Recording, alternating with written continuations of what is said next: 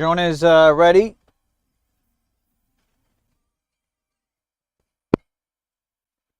Liftoff.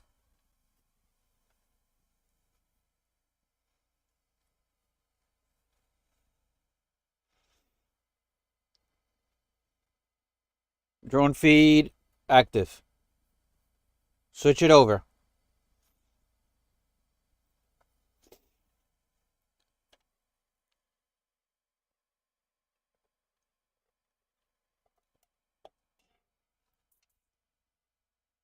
All right.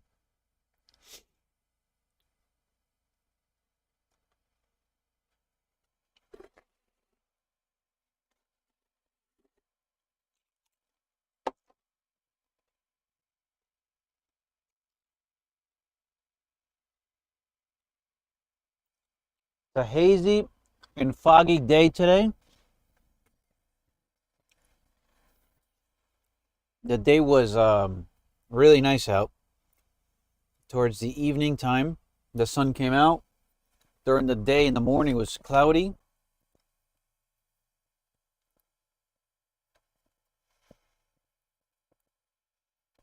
And now, current time, 1 o'clock in the morning here in Iceland.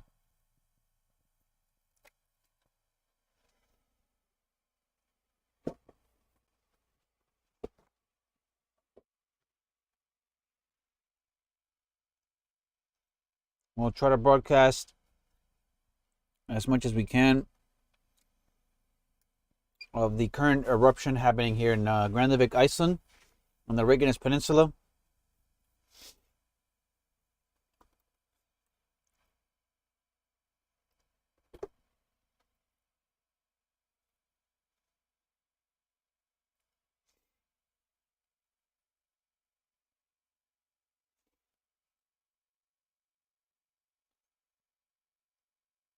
Current temperature is 9 degrees Celsius, about 42 degrees Fahrenheit.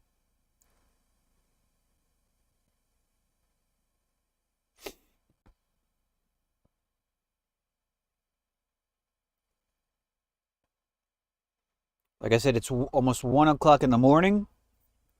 This is the current live view of the volcano eruption in the Grandavik area in the Reykjanes Peninsula. Hardly zero winds at the moment. The entire island is absolutely non-wind at the moment.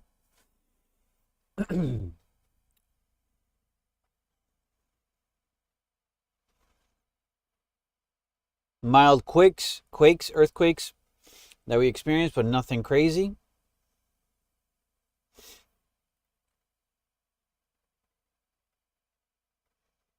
And tomorrow it's looking to be a really nice day again. So hopefully we can get another stream going as well. Hey, what's up, Miss Lobo? Good evening.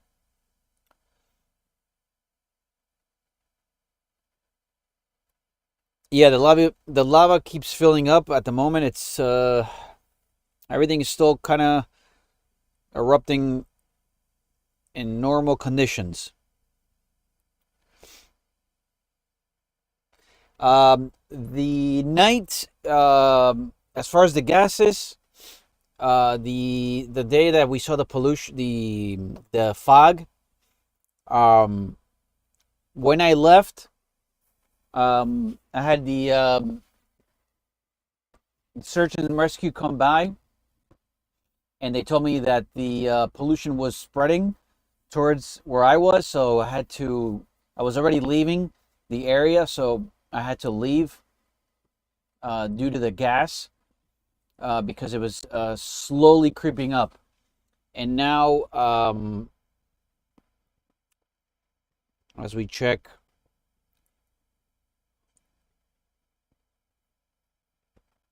the gas, so gases right now are currently moving towards the south, so towards the coast of Grandavik, southeast. So it's not moving north towards Route 41 or Reykjavik, Keflavik, near the airport.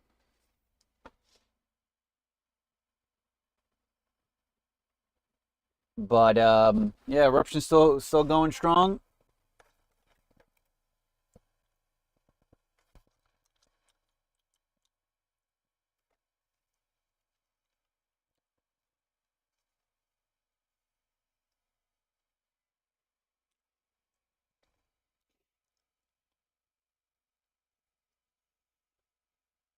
Yeah, it's very calm tonight as well.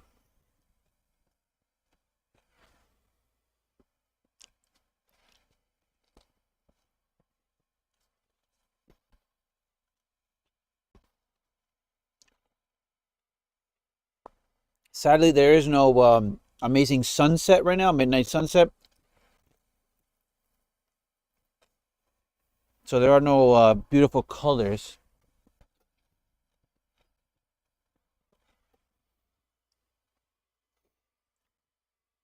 But I can show the current fog situation, so you get an idea of how it's looking around here. There's the power plant. As you can see, 43 is still covered in lava.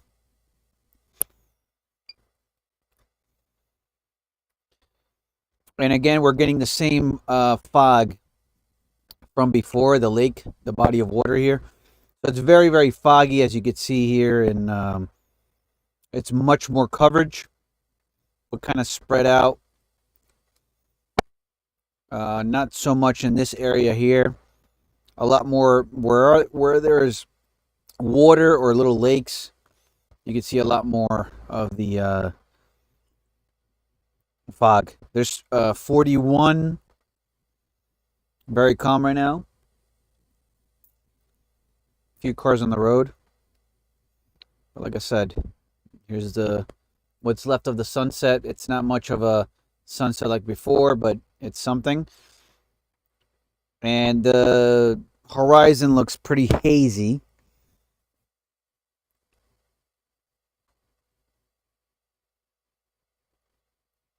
As we pan back to the eruption.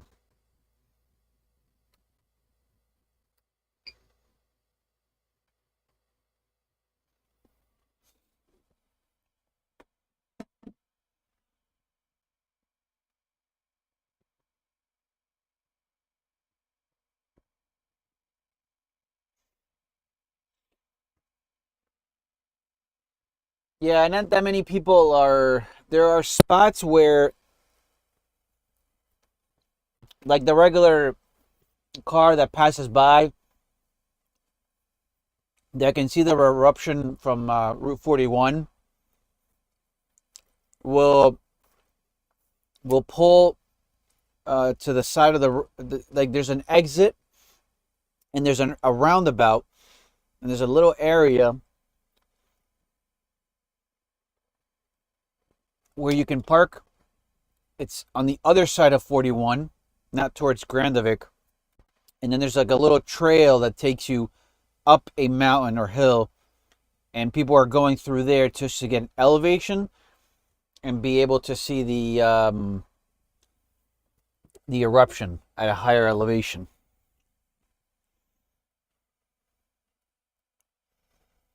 But other than that, no one is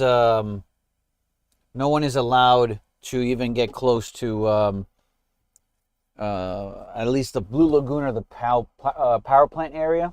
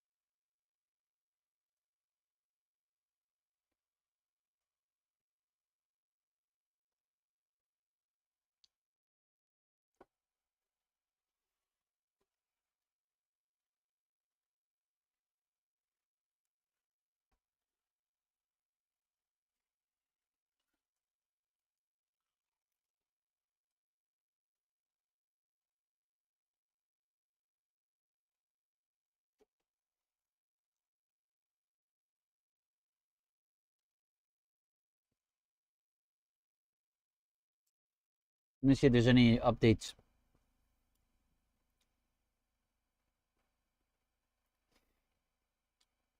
regarding anything that was published. And we've been out for 2 days, so, or 3 days, I think. I haven't been streaming. And so, as of the 13th, I mean, it was around that area we were streaming. It's pretty much the pollution alert. The lava field formed in this eruption is the largest in the 5 lava flows that have formed in the eruptions of Sunukur. The eruption has lasted for 15 days. One crater remains active. The lava field in this eruption has reached 9.2 kilometers squared and a volume of about 41 million meters. And making it the largest since December 2023 eruption. The lava pond remains rather stable, but lava flows from it into the active lava stream north of Icelandic Fell. Gas pollution is likely to continue in the coming days. So that's what's kind of happening. And like I said, right now, we're pretty good as far as gas pollutions from where I am, but these things kind of like creep up, so you kind of have to check and monitor the area, or if you smell it. When I left that last day, I could slowly start smelling the gas.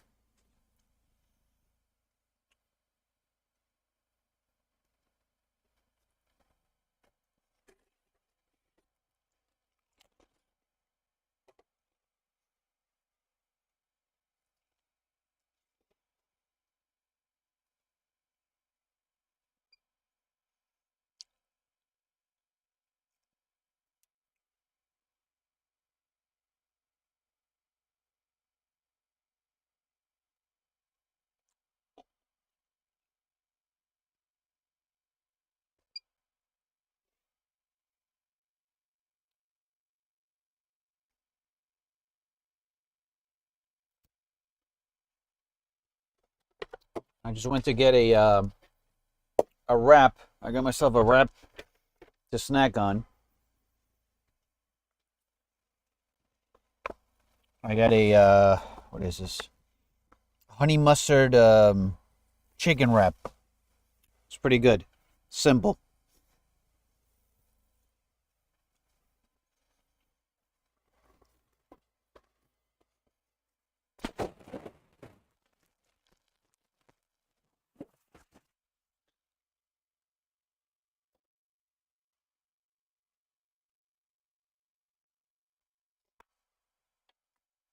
Then we'll eat. Maybe I'll grab a little banana for the dessert. So right now I can see, from my point of view, from the ground, I can see the fog kind of shifting into going towards the west. Sorry, it's going towards the east, like going towards Reykjavik from this point of view. And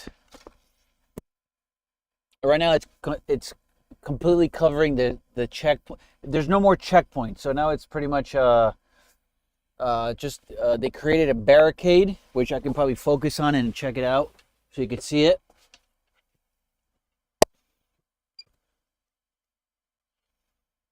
So I could show you right over here where the new, so this was the old checkpoint, and now you could see it's pretty much a barricade. Before there was a car there that would usher you in. This is 43, and then there was a car that would usher you in. So you can go into the Blue Lagoon, but because the Blue Lagoon is now closed, they pretty much barricaded the entrance to 40 to the Blue Lagoon through 43. Now it's pretty much done. You can see some of the fog there creeping in as it's slowly moving along towards the east.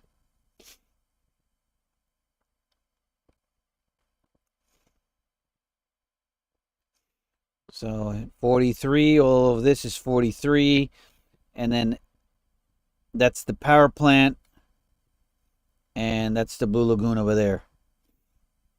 Kind of hazy today, so it's hard to see.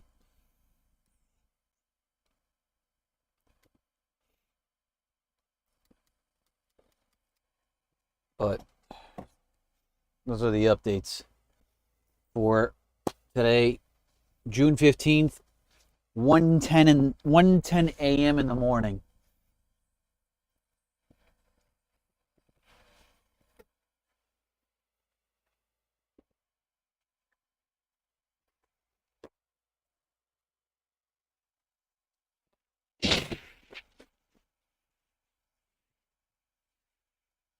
I think tomorrow, I might be able to do another stream. I think the day's gonna be nice again, but we'll monitor the gas pollution, see if that holds up. So we might be able to get another consecutive stream if possible.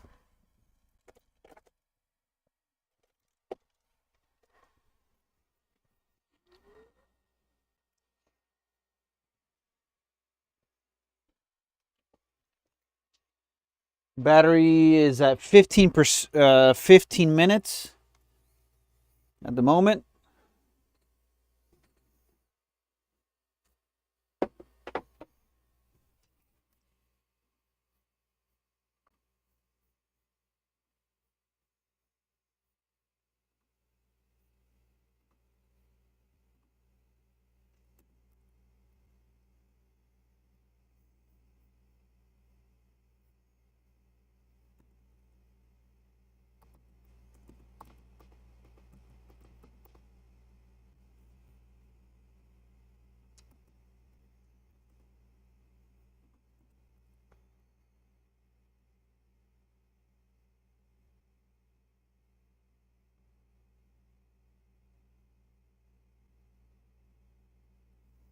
Hello, Mirta from Argentina.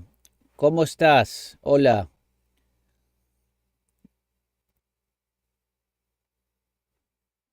No, right now, from this point of view, it's harder to see it is flowing over 43, the lava. But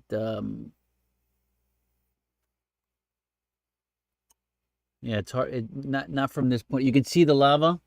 As I was showing before, you can see right over here where it's kind of flowing. That's the road where the lava is flowing at the moment. Currently, that's 43, and the lava field that has crossed over into the other side, shutting down the road.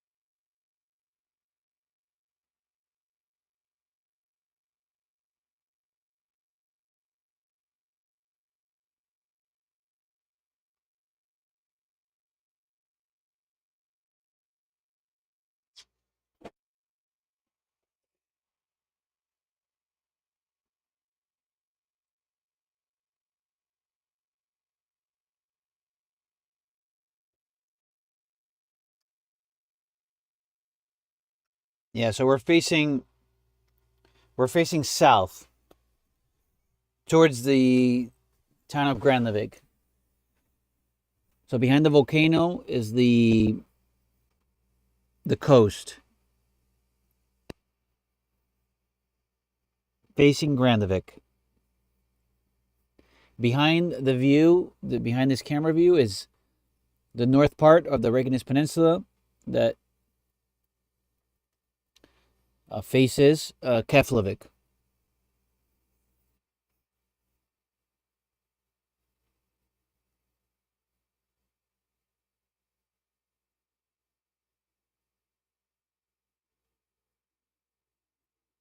Right now it's kind of foggy, as I was mentioning before when we started the stream.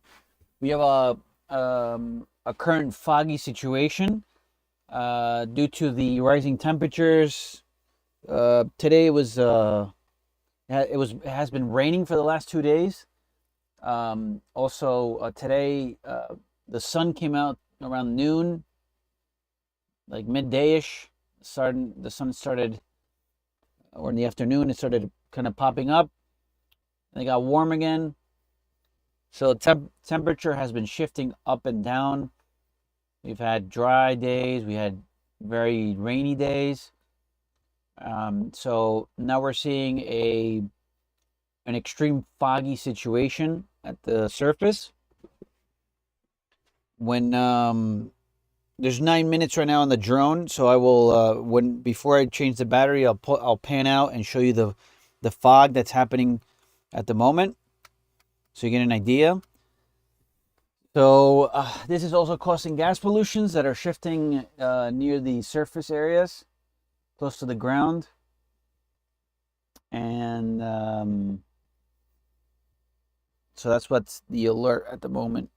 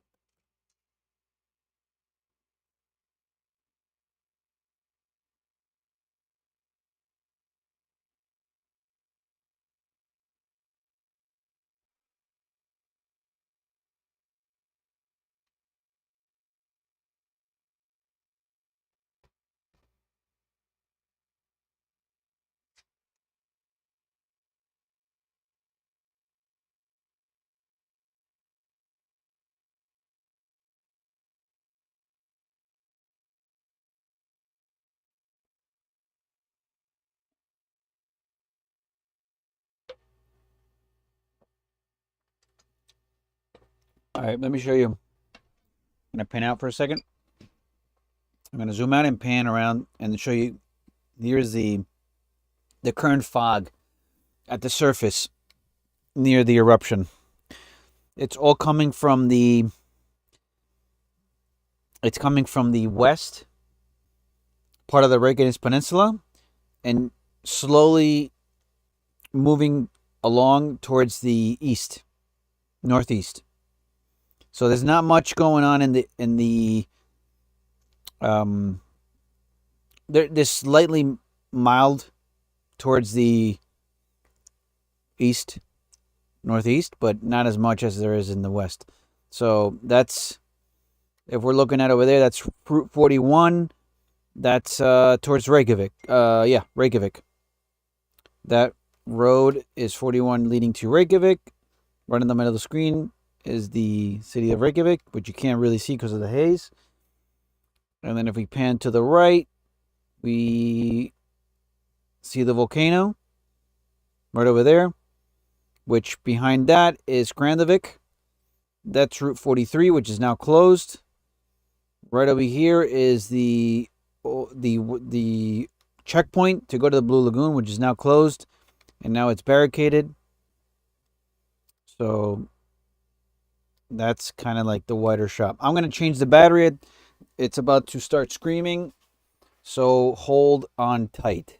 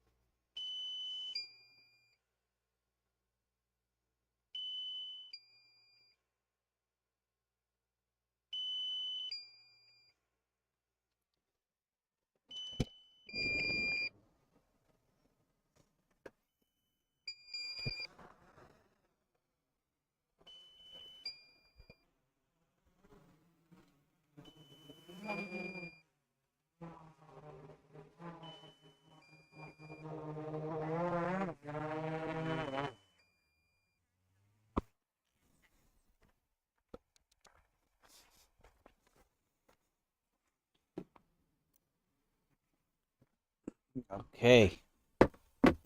Change the battery.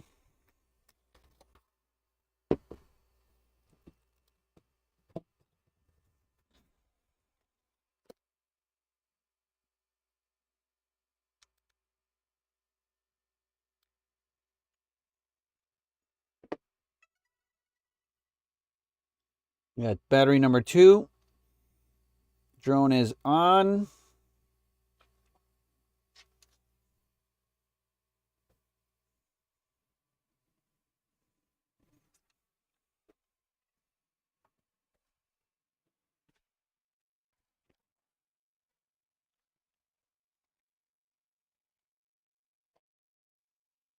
Edge of altitude zone.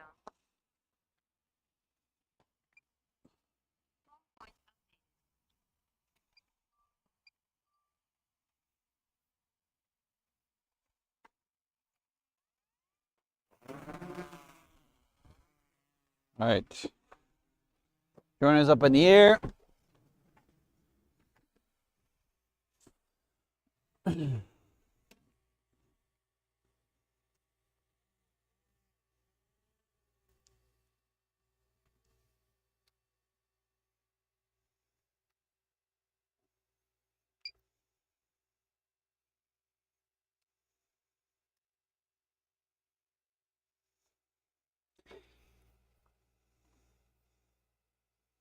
And feed should be coming in.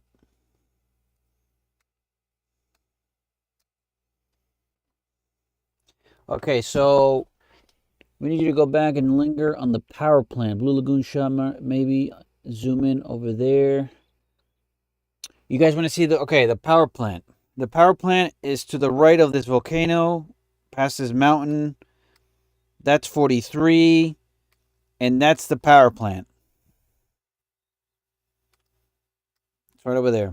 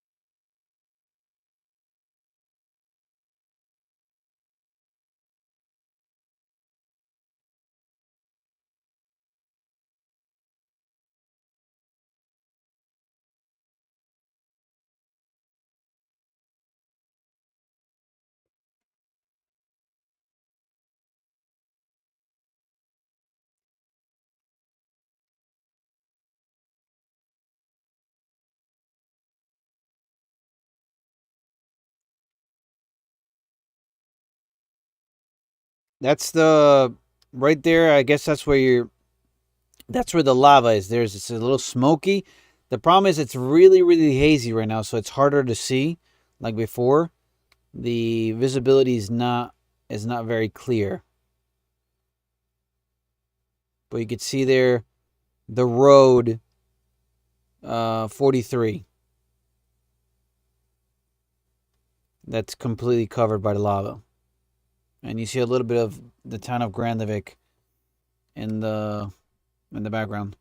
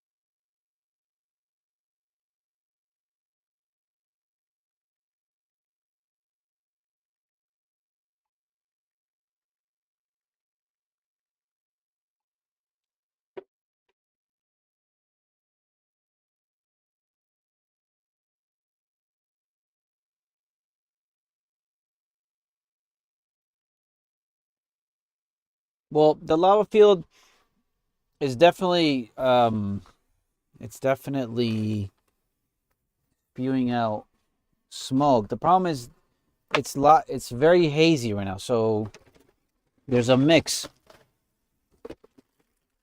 It's kind of mixed between the haze and the lava that's smoking up, you know. So it's not a very clear day, and I can tell you off the what I'm looking at here.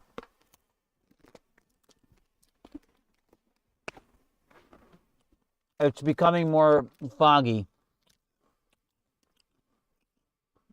around where I am. So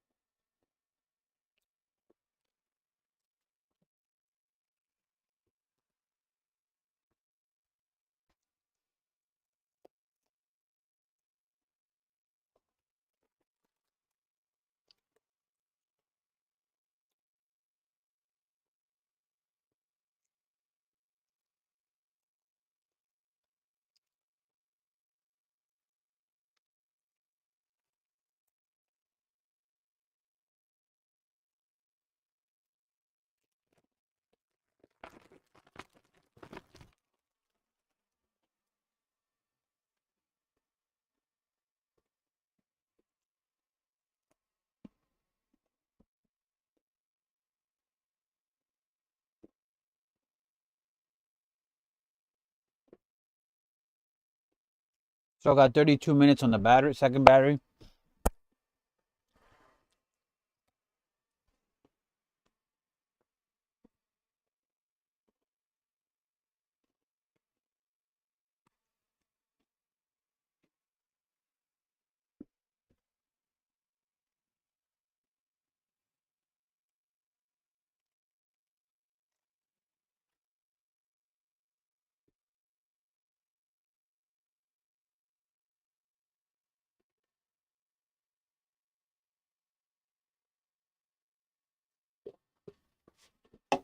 Yum. These cookies are really good. Like these waffles covered with chocolate.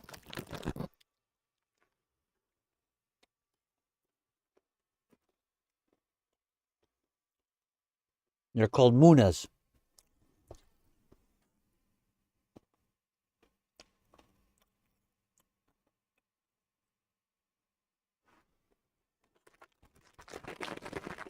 I don't have the exact measurements, but I think what I heard was it's around 200 feet in elevation right now. 200 feet high.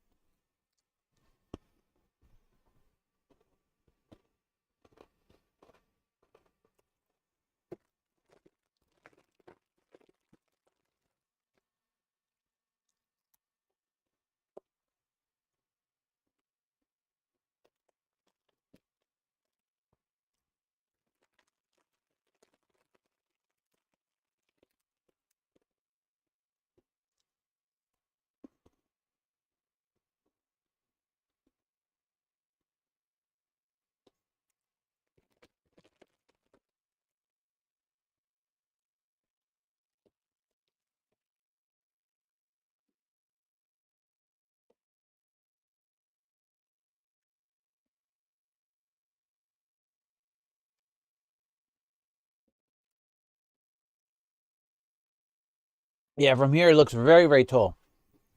Like just by looking at it, it looks pretty massive.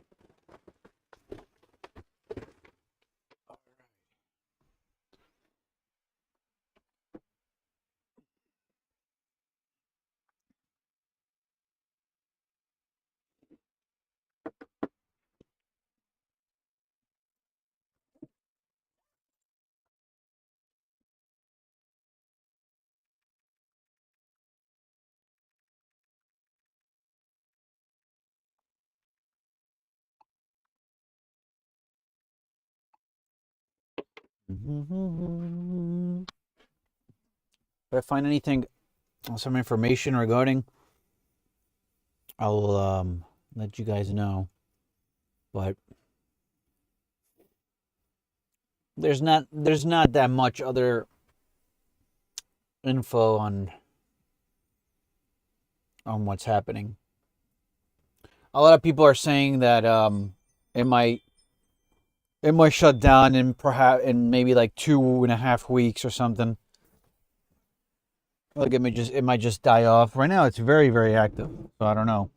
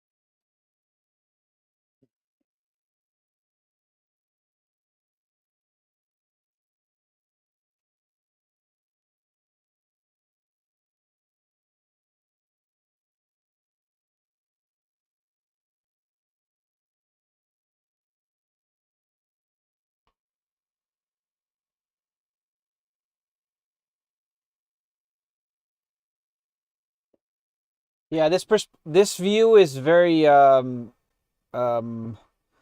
the good thing about this view is that it's nicely elevated, and it's also wider, so you get an idea of where it is, how it is, and kind of like where it's flowing and what's happening around the crater, as well as any road updates, and just seeing how like things flow. Some of the other cameras are great, but you can't really interact with them, and you just get one specific angle, which is beautiful. Don't get me wrong. I mean, it's a very nice um, visualization, but you don't get to see something wider, a little bit pushed back, but at the same time close, and get an idea of what's happening around it. You're just kind of focused on one close up area, and then it's like a screensaver in a way. Have that running all day, but at least here you can kind of see updates regarding the everything else around it, and of course having the view of the volcano erupting at the same time.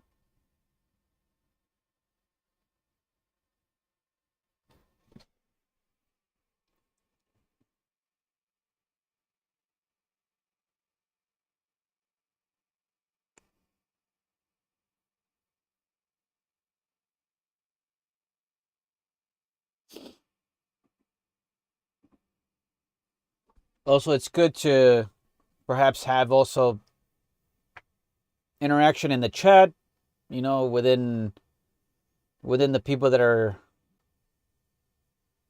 watching and interacting. Perhaps have a question. I try my best to answer it as best as I can. And if anybody wants to see specific views, I can accommodate the tilt. I can rotate the camera, um, and then also, um, in certain situations during the time, we get a beautiful sunset, which is behind us. So on those days, it's nice to have that view as well, and be able to rotate and appreciate the little details of what's happening as well in the island, or in the Reykjanes Peninsula while the eruption is happening. So a nice midnight sunset never hurts, and it's a nice visualization as well.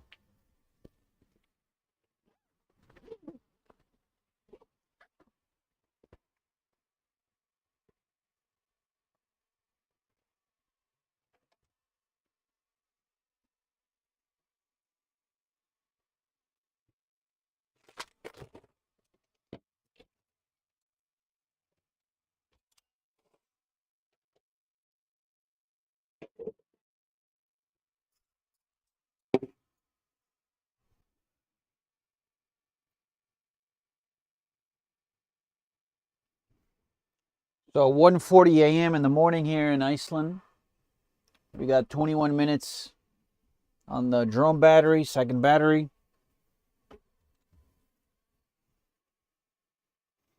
It's 9 degrees Celsius, 45 degrees Fahrenheit. No wind, very calm. Visibility not so well, very hazy. Surface seems to be very foggy around this area at the moment, but pretty much clear skies. Tomorrow we're looking at also some sunny situation, clear skies, partly cloudy, good temperature, around 9 to 10 Celsius. So between 45 to 50, maybe less at night. Same wind conditions, so very calm.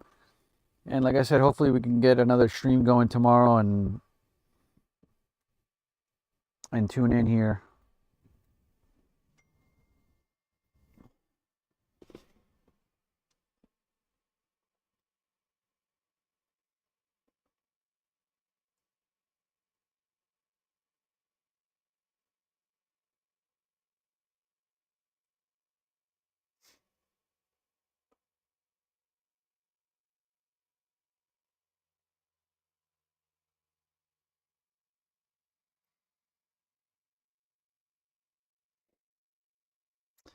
Yeah, it's fine. I mean, I don't really mind. I haven't really published it or pushed it anywhere. I'm just mostly do this locally, so um, I just take it as another. It's another like unique perspective of what's happening in the eruption.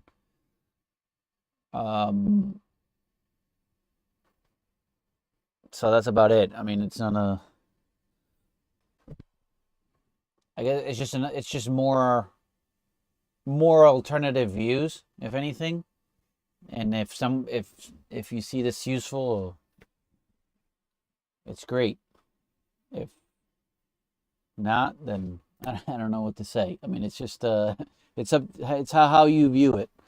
I think it's great. It's fun and it's entertaining in the sense of it's engaging. You know, because we can have a little chat, or I can give you guys information, weather conditions. I can give you things that perhaps instead of you just checking, I can just kind of say them as I go. If something comes up, you know, we can spark a conversation. Like I was mentioning when I started the streams, the how the eruption now it's happening every kind of month, every month here in Iceland. Where before when I started documenting the first eruption in 2021, it was like the first eruption, which lasted I think 6 months or something. It was very long. It became like a very crazy tourist attraction. So many people from around the world came to see the eruption in 2021 in Fragalasfjall, and it was an amazing like hike just to get there and then seeing it because it was massive. It got to the point where it just became massive. And then there was two more eruptions every year after that, and then it slowly just started becoming monthly eruptions. And but So they the eruptions happened. They took longer to end, and now they erupt much more often, but they die out quicker. So that's kind of like the pattern right now. Fissures, eruption, and then they last about a month, maybe less, and then and then erupts again. So this is the difference.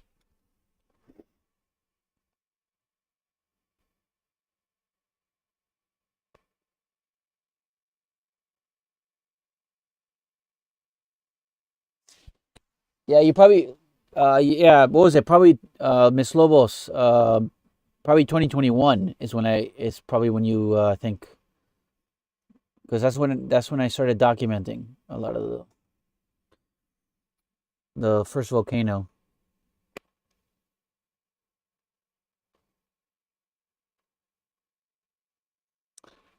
Like I began documenting it more like by just like filming, with a GoPro, with my drone, with my phone, and just doing more like I showed a lot of the hike. If you check some of the volcano videos from 2021, you can see there's a lot of just hike documentations, and just showing the paths, how to get to the paths, showing the parking areas when there was new parking areas. Um, yeah, it was mostly that. It was mostly those uh, those videos, and then there was like nice videos, like some really cool close-ups of the eruption.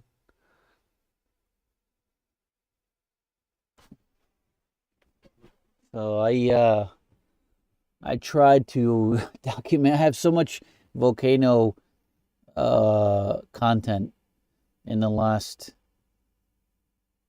4 years that it's crazy.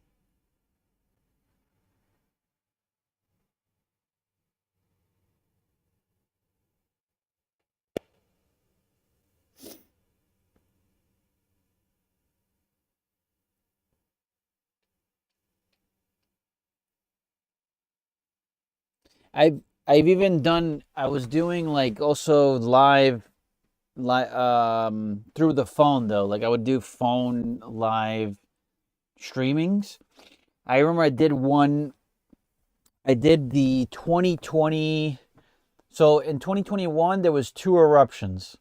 There was the first one early in the year, and then the one towards the end of the year, which is around October, I think.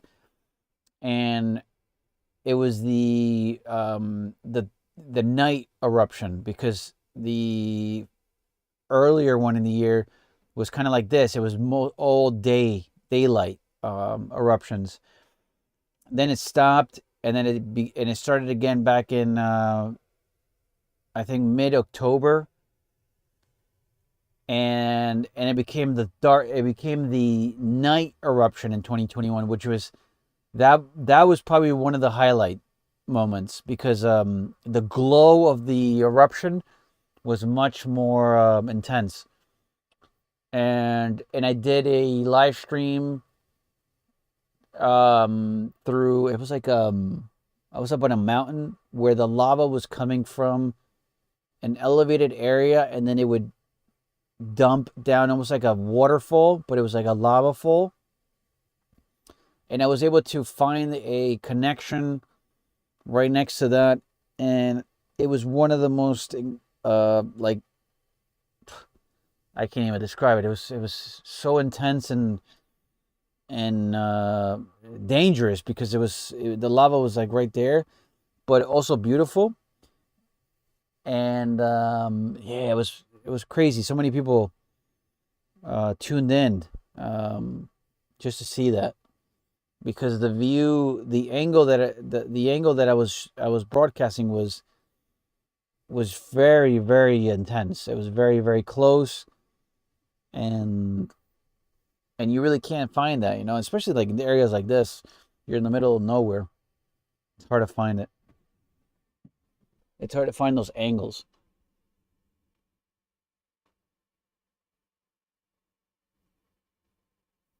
Yeah, it was kind of fuzzy.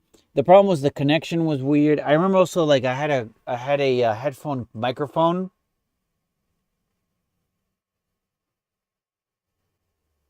I had a I had headphones for the microphone, and it was connected via Bluetooth, and it was inside my book bag, and it was on, and then I guess like the phone connected to them, and it was speaking, and it just crapped out. Like it was I was speaking and nobody could hear me.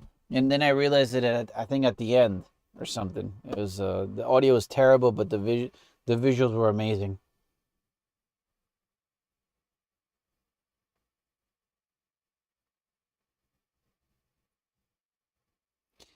And and the also the those eruptions were very very tourist friendly. You can hike the first, the second, the third, and the fourth eruption were the most accessible eruptions, and now it's pretty much like that's over.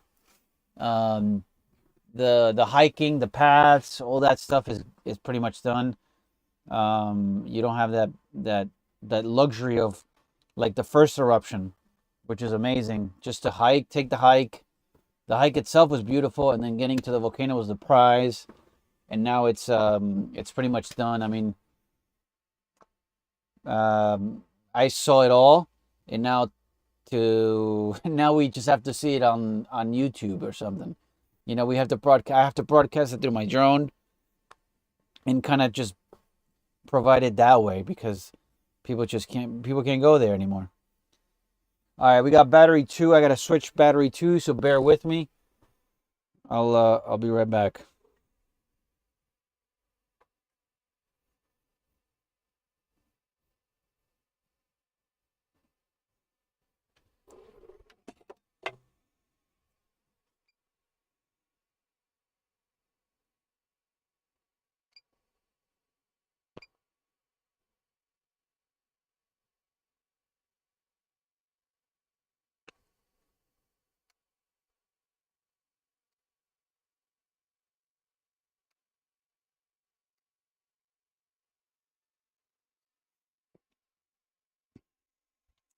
When I switch this battery and put the new one,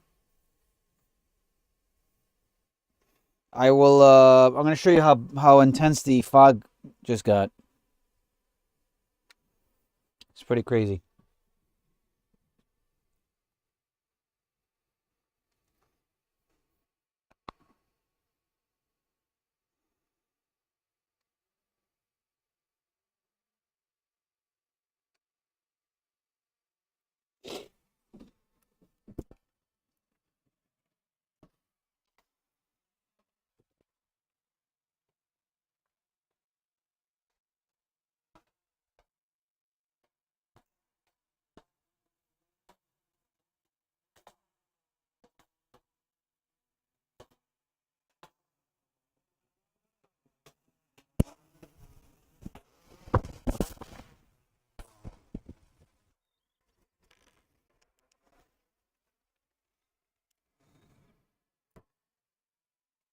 All right, battery three coming up.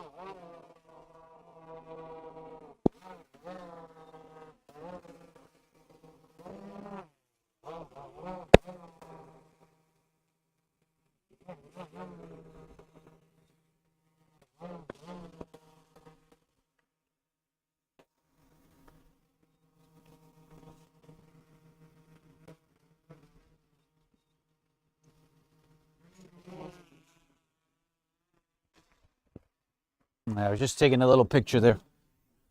All right. All right, drone view should be coming up. I'll show you the fog as we go up, because it's pretty insane and intense.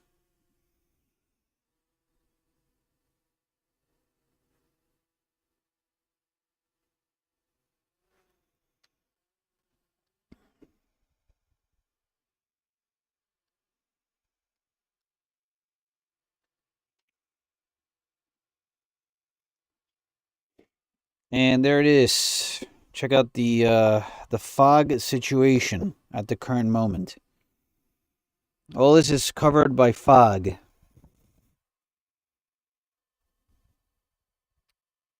Pretty insane views here.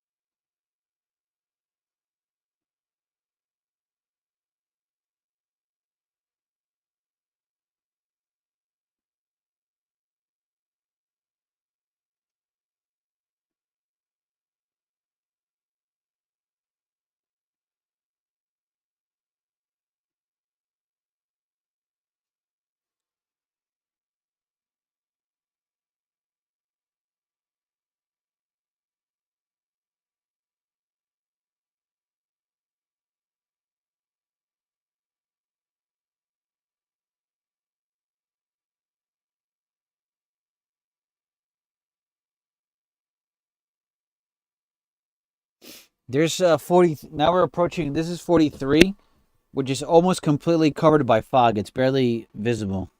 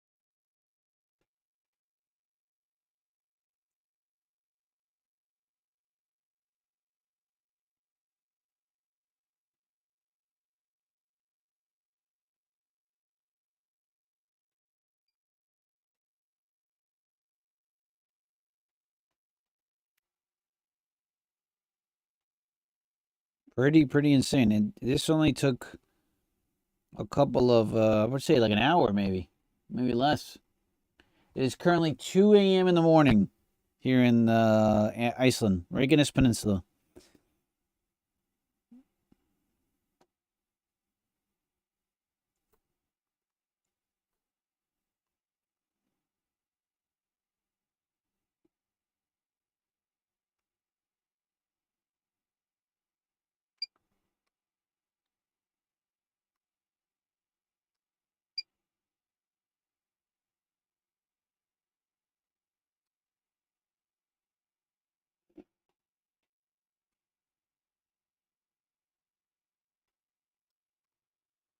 Check it with the, I can see a little bit better.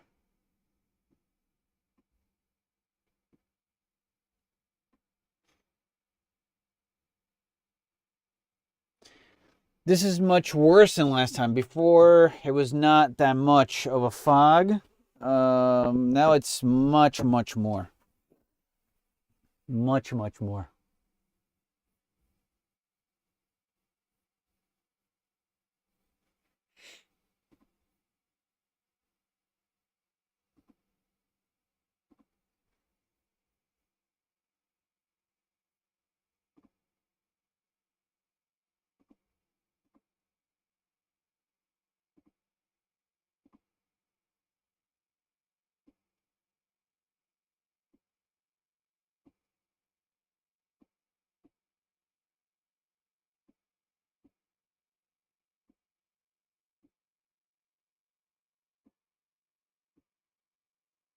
Let's see if I can fix a little bit of the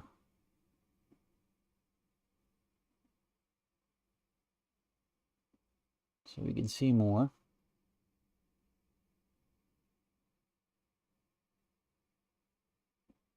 Because of the haze. So I'm trying to remove a little bit of the haze in the video, but it's not the best.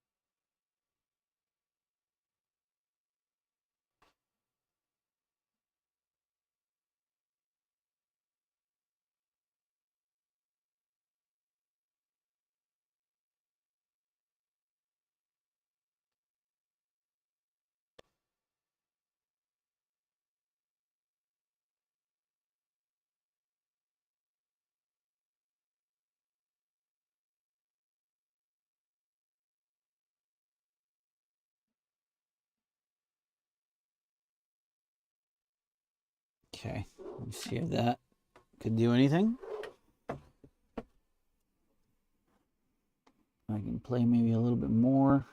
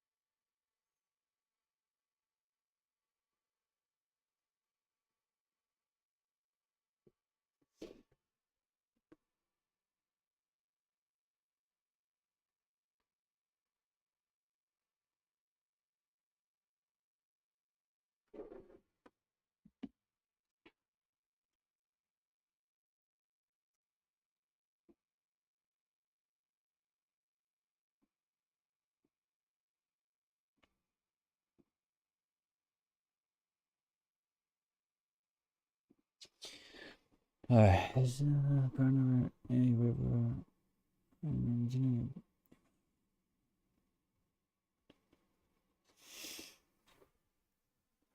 Yeah, it's I was more in the yeah Patagonia region. Like I actually recently just came back from the Patagonia. I was in a town called Trevelin, which is 5 hours by car from Bariloche.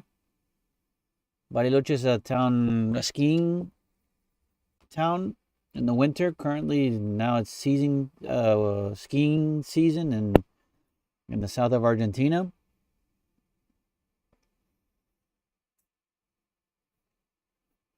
And I was in Trevelin. Trevelin is a little small town in the Chubut province. It's 20 minutes south of Esquel, which has the airport connection from Buenos Aires. You can fly from Buenos Aires to Esquel. Not that many flights go there, but you have a connection. And I was down there with a buddy of mine that does the Patagonia Bush Pilots. Patagonia Bush Pilots is a community of bush pilots. So bush piloting is pretty much, it's like, I would say it's like the Jeep Wrangler of the sky. It's short takeoff and landing in areas where it's a little bit more rough and aggressive, not so much like a runway. That's why you can short land and short take off.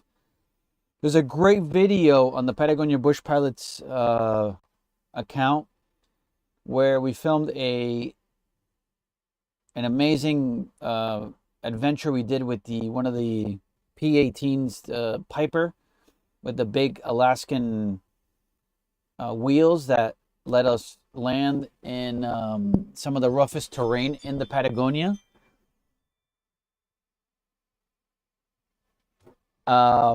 So we were kind of like in the Andes Cordillera, and we were able to land in this specific area, in that I would say like the traveling zone, which is next to the Andes. And in the video, we first find a kind of like a platform, which is on top of a mountain, about 5,000 feet in elevation. It was the first landing, which my friend Kike is the pilot. He landed. He always wanted to land there, but it's very hard to find the surface. So we had to like kind of skim around and try to find a landing spot, which is next to this massive lake that's up there, 5,000 meters, 5,000 feet up in the mountain. And when we finally landed, it's very special because when you step foot there, everything around you is like a fossil. You could pick up a rock and it's a fossil of like a snail or some kind of like insect or some kind of bug or animal that used to live not up there, because it's just something that just grew up over the years and ended up in elevation. But all that was under the water, under the sea. And you could see it's hundreds and thousands, maybe millions of fossils that are found up there. It's very rare to be up there. Probably like a handful of people have gone up there. We landed with the bush plane, which made it easier to get there, but also very hard to land. And it was great. It was amazing. The video is like an hour long because there's so much to show, but I recommend you guys checking it out. It's at the Patagonia Bush Pilots YouTube page, and it's awesome. Then we find another spot because we have to find a spot to camp out. So it's bush piloting camp. So it's kind of like it's camping for bush pilots, and we found a spot just west of that location, and kind of like hidden in the mountains. It's a river, beautiful glacial river, and we would find a spot where we can land. And granted, when we're flying, you look down and it looks like it's all sand near the water, the river, but it's actually huge rocks, pebbles, like huge rocks, and you would never think. So landing on that was very, very hard, but we had to find a spot for the night, and we ended up there. And amazing, beautiful fresh water, fishing, trout, Patagonia trout. We had a lot of fun and some crazy times there because the winds coming from Chile don't get so much trapped in certain situations. So we had a little bit of gusts, and we had to kind of like strap down the plane so it doesn't fly over because it's a very light plane. But amazing, amazing time in the Patagonia, and it was a great adventure just to experience, and hopefully it's kind of like a thing where it becomes it's kind of like an exclusive experience because you're flying into a remote area, and trying to spend the night there if it comes down to that. So, but Argentina has a lot of places, especially in the Patagonia. The Patagonia is very, very virgin and unexplored. So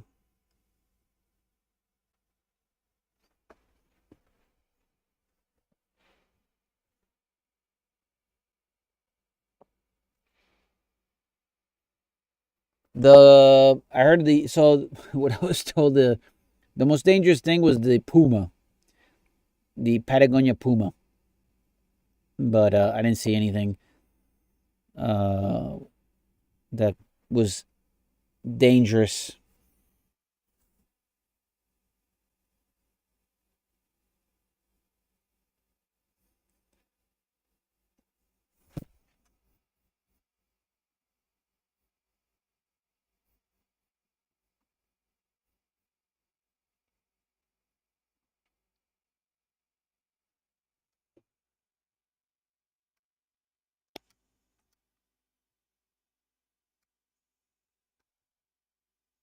No, Iceland, I know. Iceland is tough as well. Here, I would compare Iceland closer to Ushuaia, El Calafate, regarding like weather conditions, unpredictable weather conditions, and but Iceland has a little bit more.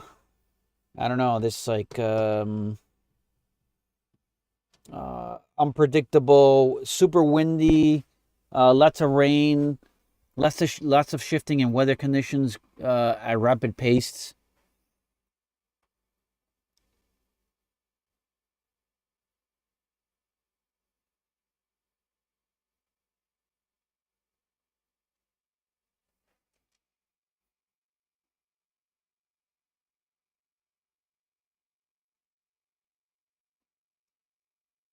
Yeah, I say Patagonia and Iceland are probably one of the most incredible places to come and experience in the entire world.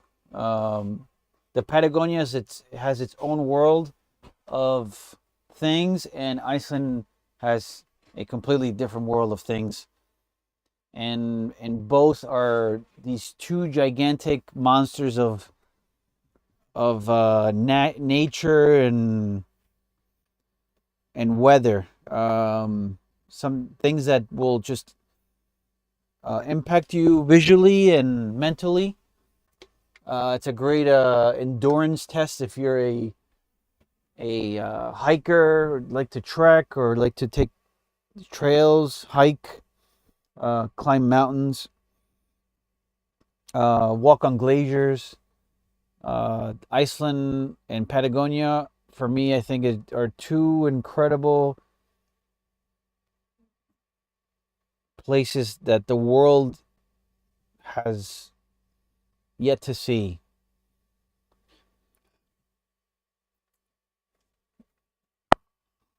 I feel like it doesn't really get that much of attention, Patagonia, or at least the word Patagonia gets more attention than the actual Patagonia. I feel like when people say Patagonia, they refer it to more of the clothing brand than the actual Patagonia itself.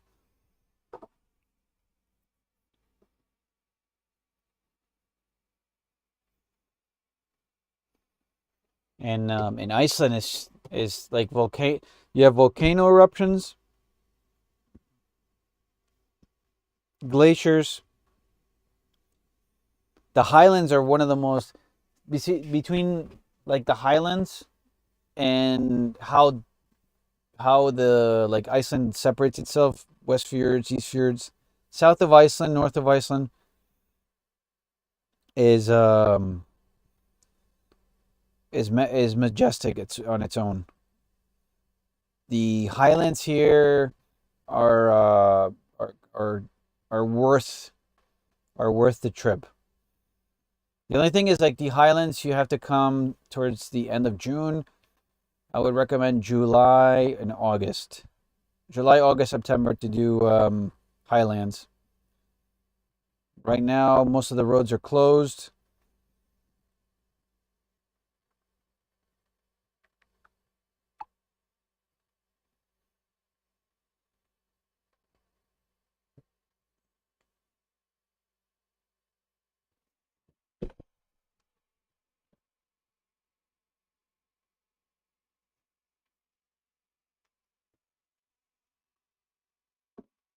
Yeah, 15 minutes battery life. Still have another battery.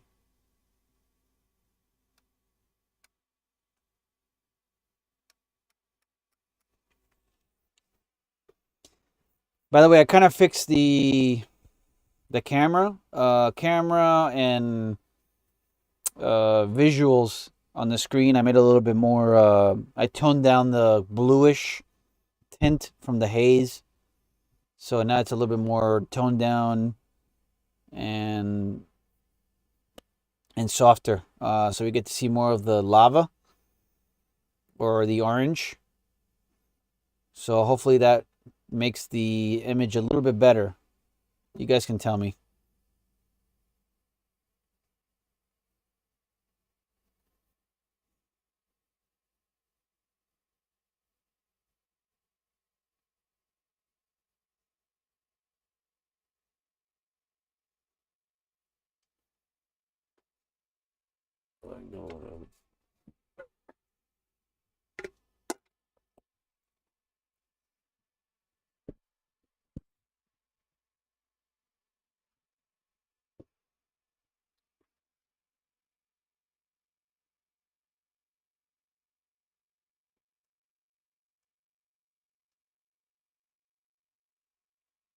Yeah, before when I started the stream it was very bluish and hazy. I think now I try to tone down the haze a little bit. So it's just kind of like figuring out a little color correction just to tone it down and it kind of goes away. It's still there obviously, but we can I can just kind of bring out a little bit more of the volcano itself or most of the volcano imagery. It's really kicking right now after getting this. You can really see what's going on.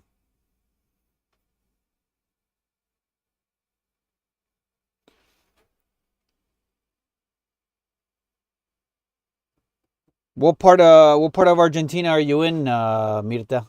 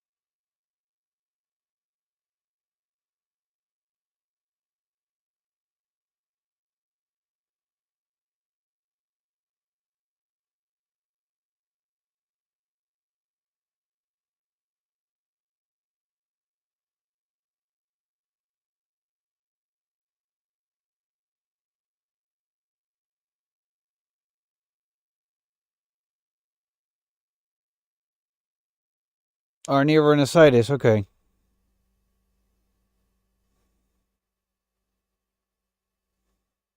Buenos Aires had the when I was in Buenos Aires, the mosquitoes were out of control.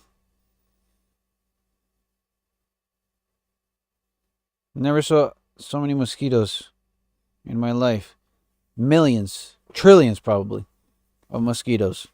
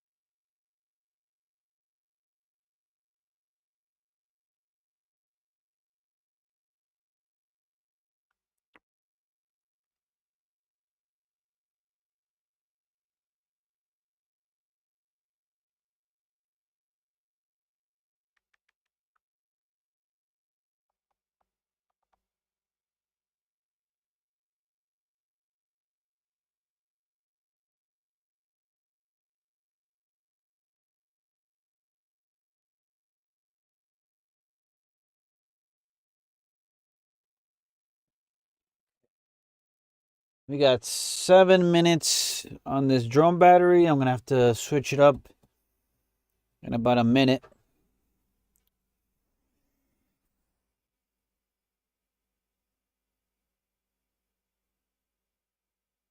No, there's no mosquitoes in Iceland. They haven't adapted to this environment and temperature. But who knows? Mosquitoes are interesting. They they could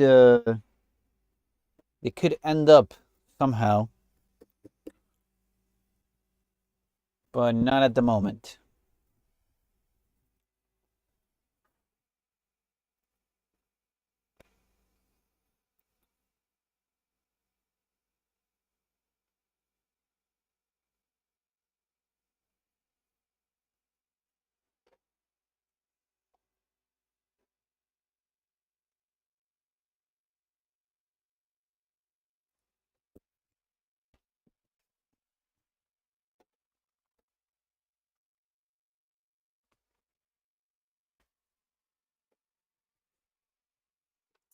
All right, we got one more battery here. Let me see.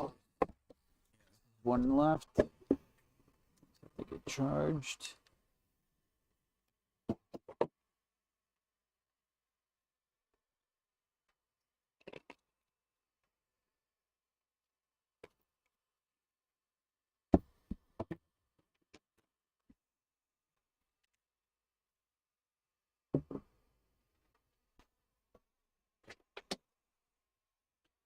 All right, switching the battery. I'll be right back.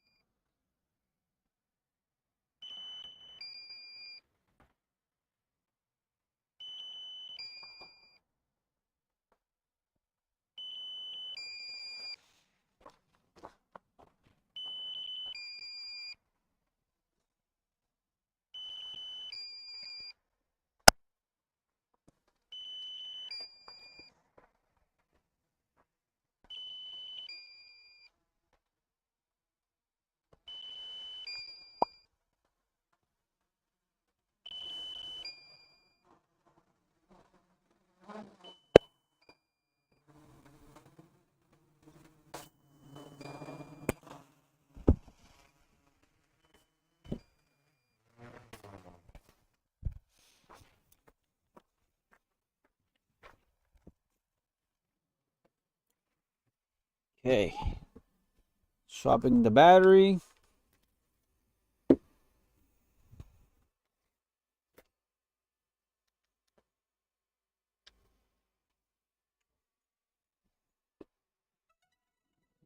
And this will be the last battery for the night, guys.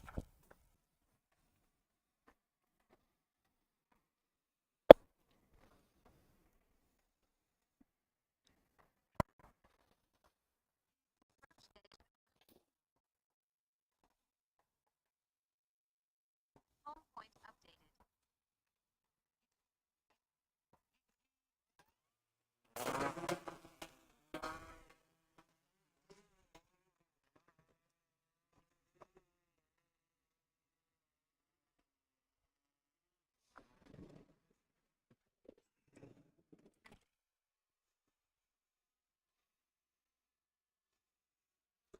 And drone feed should be coming in. A few seconds.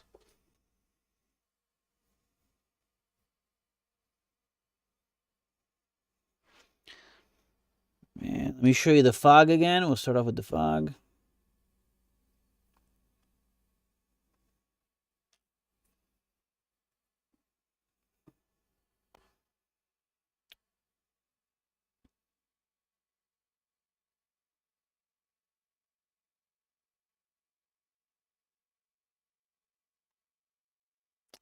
It has really, really covered everything now.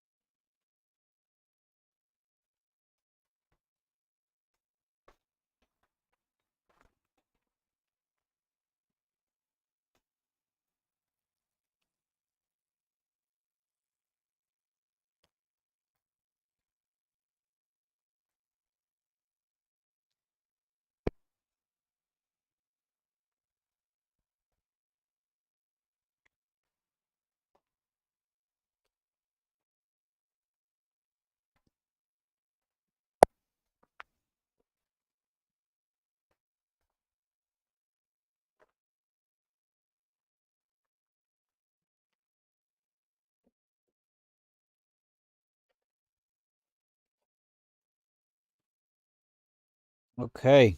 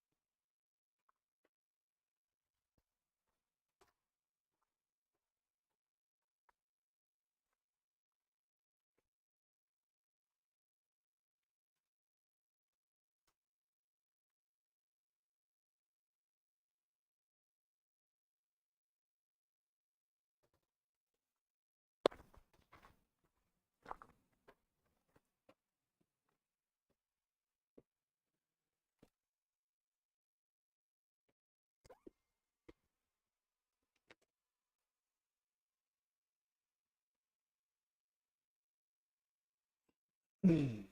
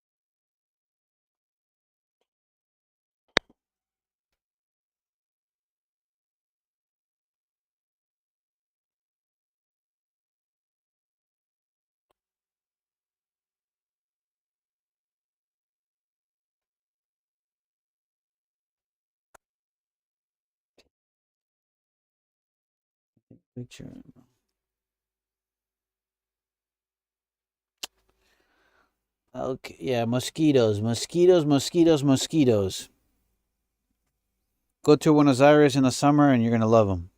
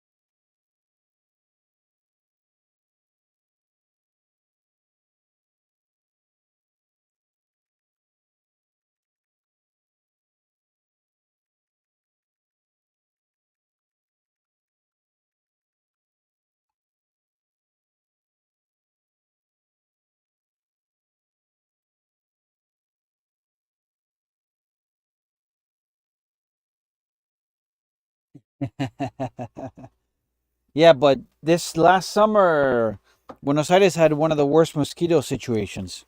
I don't even know. Like, what do you know where they came? Like, what happened? What was the situation? Why did they experience so many mosquitoes?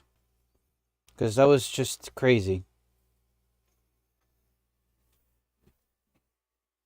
I think from Brazil, right?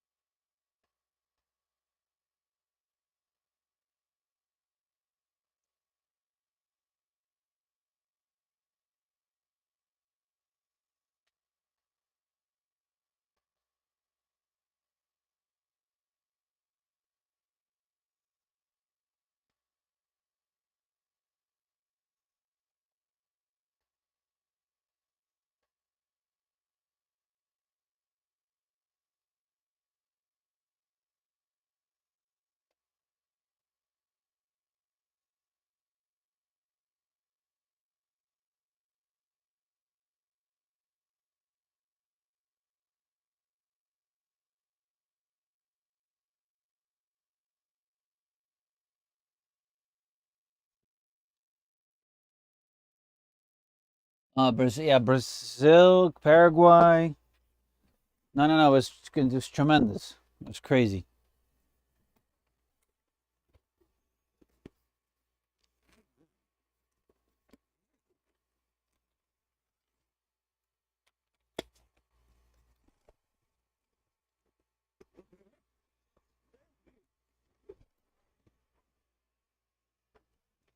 Climate, climate is affecting.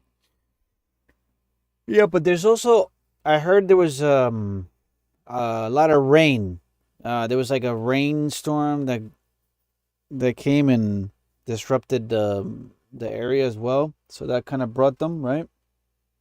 That was like one of the causes. The moisture, and then, but it was an incredible thing.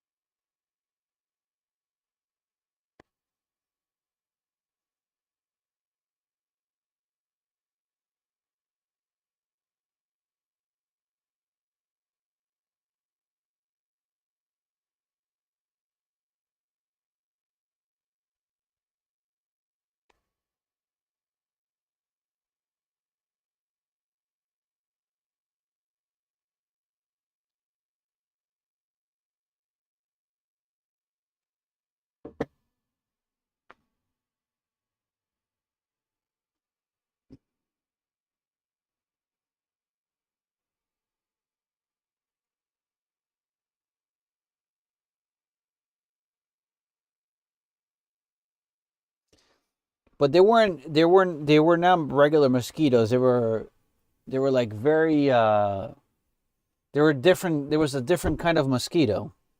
I think they said it was like a different species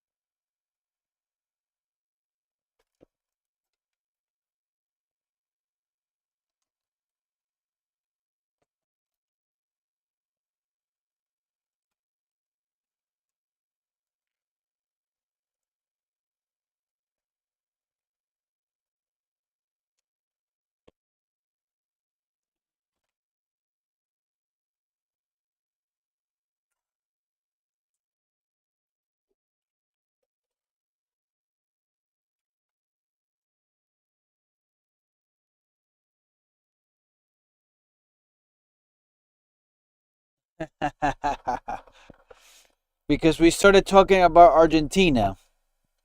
We went into the Argentina world, the Patagonia, and then I I experienced the seeing the mosquito situation over there. That's how we ended up talking about mosquitoes.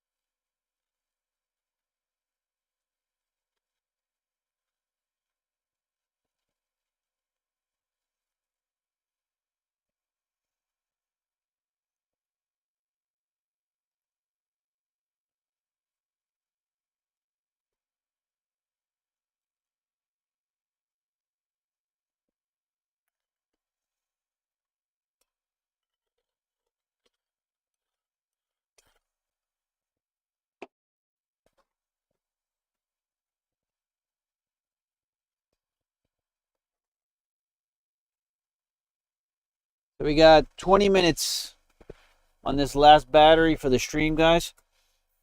But I'll let you know when I'm gonna cut it. So tomorrow we should be, I think, good to do another stream. But again, Iceland is very unpredictable.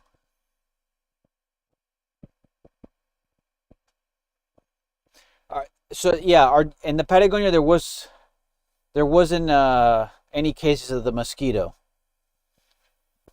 uh, the epidemic thing that Buenos Aires was dealing with. The Patagonia has much more cooler temperature, so it doesn't get down to that point.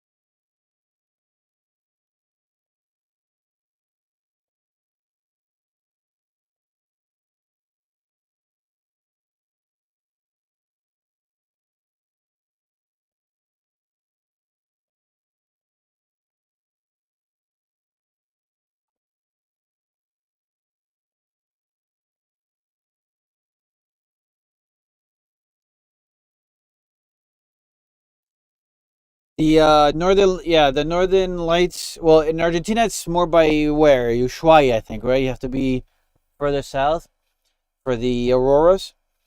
Here in Iceland,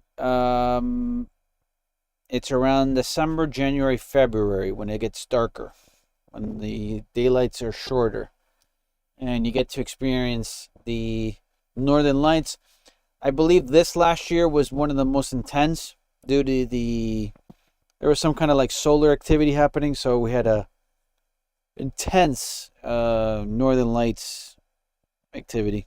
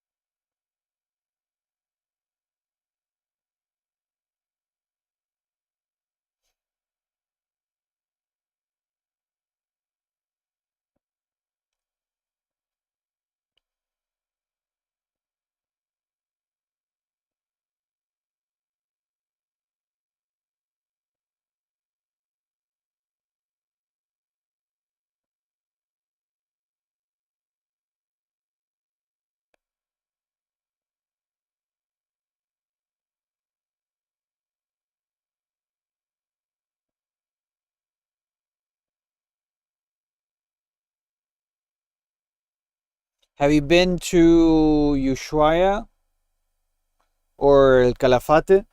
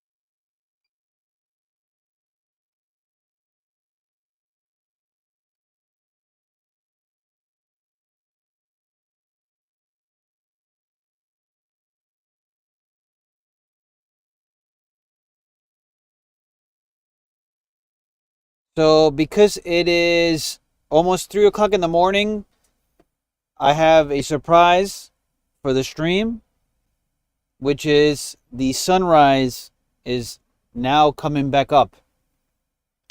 It went down at 2 a.m. or 1 a.m. and now it's now coming back up. As you can see, before the end of the stream, we still have like 15 minutes. There is the sunrise coming back up here in the Reykjanes Peninsula, the west coast of Iceland. Hopefully, we'll get the sun coming up shortly. But there you go. There's that beautiful sunrise view.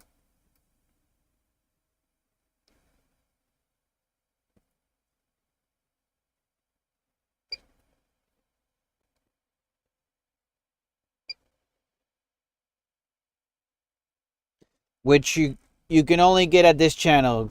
So if you're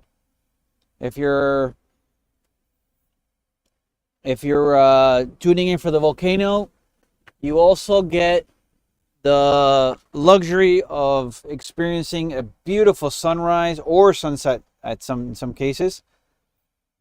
This time we didn't get to see a beautiful sunset, but we're getting to see a beautiful, maybe gorgeous sunrise.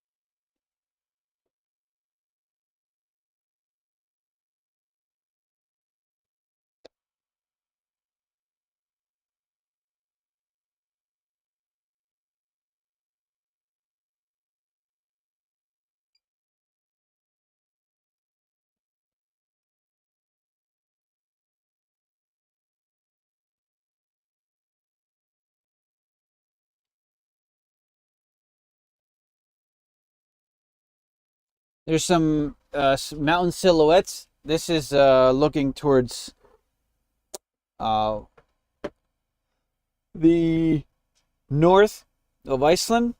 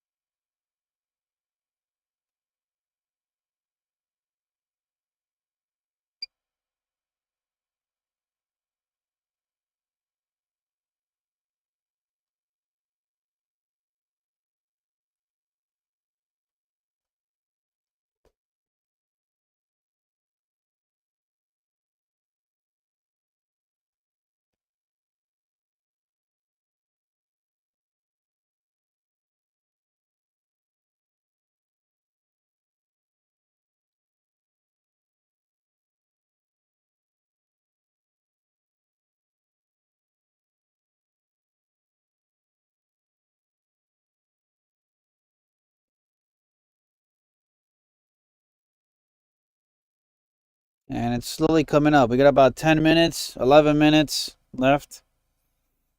I think it should start peaking up soon.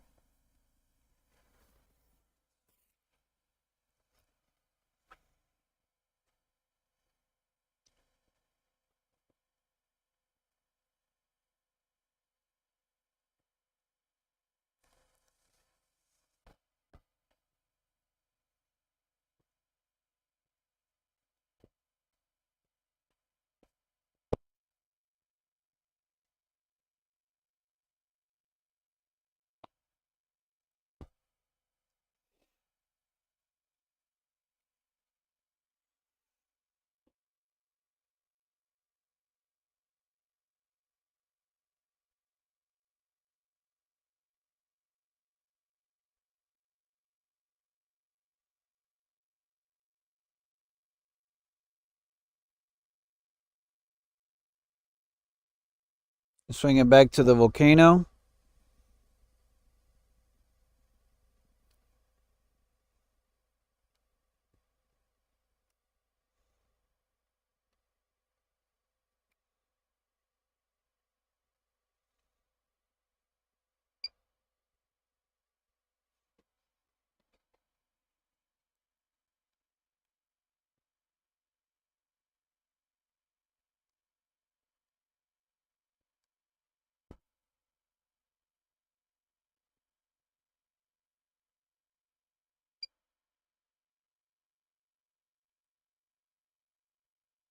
No, thank you guys for tuning in.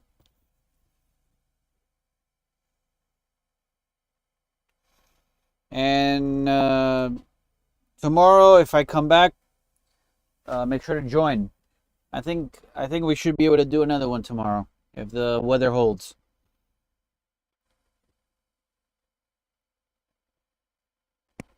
Go back to the. I'm gonna go back to the sunrise. I think might be able to get it.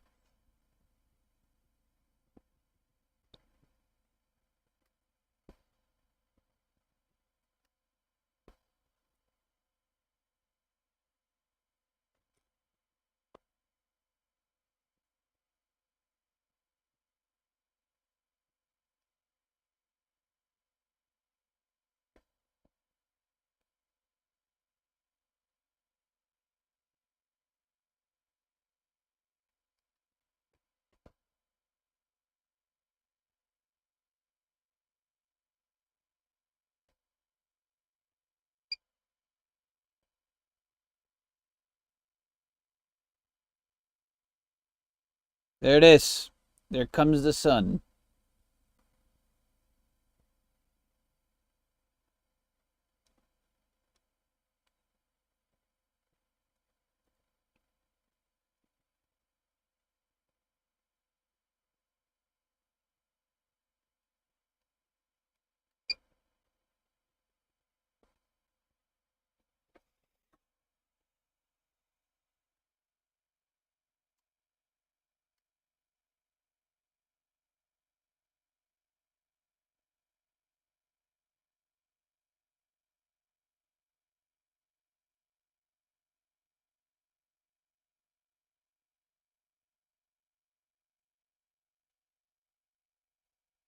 All right, and that's gonna wrap up the stream for today.